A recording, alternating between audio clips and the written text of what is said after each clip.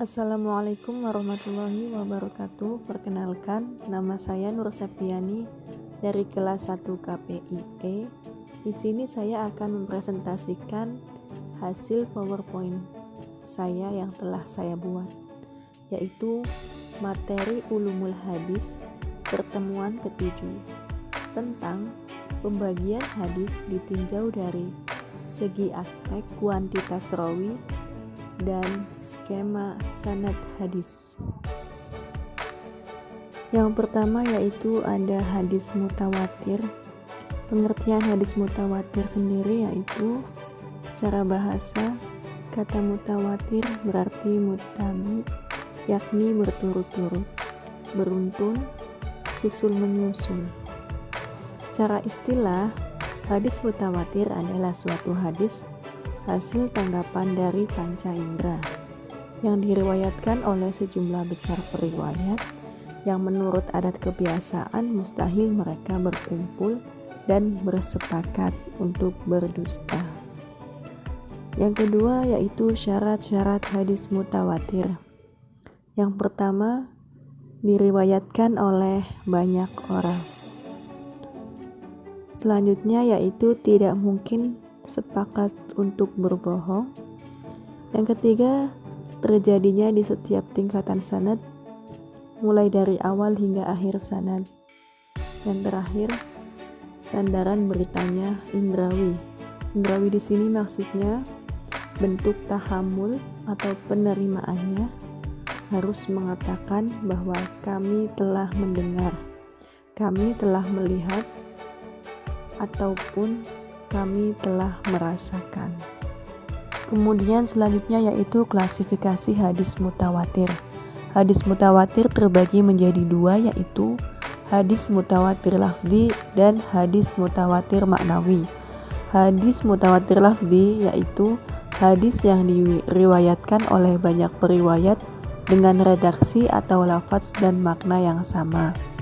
Contoh hadis lafzi yaitu barang siapa sengaja berdusta atas namaku, hendaklah dia menduduki tempat duduk di neraka.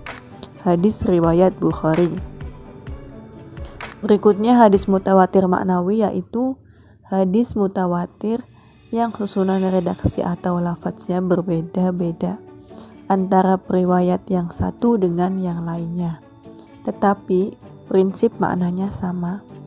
Contoh hadis mutawatir maknawi yaitu Nabi SAW tidak mengangkat kedua tangannya dalam doa-doa beliau, kecuali dalam sholat istisqa, dan beliau mengangkat tangannya hingga tampak putih kedua ketiaknya. Hadis riwayat Bukhari. Selanjutnya yaitu ada hadis ahad. Pengertian hadis ahad itu sendiri yaitu menurut bahasa berasal dari kata ahad, yaitu jamak dari wahid atau ahad yang artinya satu. Menurut istilah, seperti yang ditulis oleh Mahmud Tahan dalam bukunya yang berjudul Taisir fi Mustalah al-Hadis, yaitu hadis yang tidak memenuhi syarat hadis mutawatir. Adapun pengertian yang lain tentang hadis ahad yaitu bersumber dari Nabi yang menurut periwayatannya tidak sampai kepada kriteria hadis mutawatir dan standarisasi berlaku pada setiap generasi. Kemudian hadis ahad itu sendiri terbagi menjadi 3, yaitu hadis masyhur, hadis aziz, dan hadis gharib. Hadis masyhur. Masyhur menurut bahasa berarti yang sudah tersebar atau yang sudah populer. Menurut istilah, hadis masyhur adalah hadis yang diriwayatkan oleh 3 orang atau lebih, serta belum mencapai derajat mutawatir.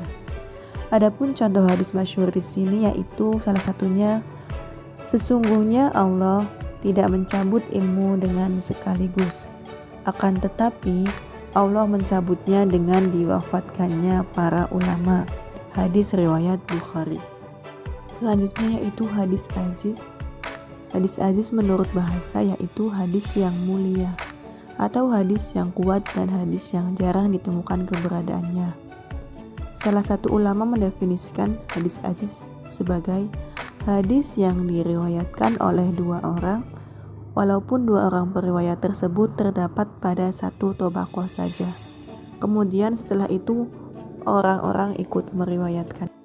Selanjutnya hadis gharib. Hadis gharib menurut bahasa berarti hadis yang terpisah atau menyendiri dari yang lain. Menurut istilah, hadis yang dalam sanadnya terdapat seorang yang sendirian dalam meriwayatkannya. Hadis ini termasuk satu-satunya hadis yang ada pada tingkatan sanad. Adapun contoh hadis gharib yaitu sesungguhnya setiap amal itu tergantung niatnya. Hadis riwayat Bukhari dan Muslim. Kemudian yang terakhir yaitu tentang skema sanad hadis.